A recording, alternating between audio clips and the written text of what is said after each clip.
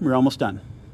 So one of the last things you want to do now that the pipes are all in place is these hanger locks that were provided by AWE. You just slide them on, use the provided Allen wrench to tighten them down. And these are on the hangers closest to the wheel wells here on the back boxes.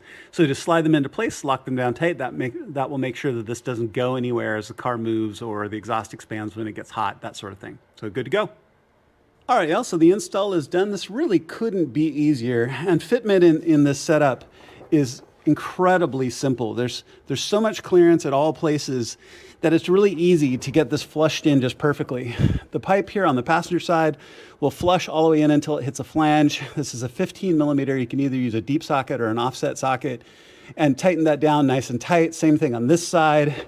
Just flush it in. Make sure that the pipes are fit in really, really well. Up here at the top, make sure that the flange goes all the way in because there's these splits, right? What you don't want is air gap between this pipe and that pipe. You could have an exhaust leak, but it's easy. It just fits in really, really nicely. Tighten this down, walk our way back up here to the top. Again, this is set up correctly with the same gap that we had on OEM. So these are nice and tight and good to go. And at that point, you're completely done. So good job, go ahead and clean up, put your tools away, slide out from underneath the car.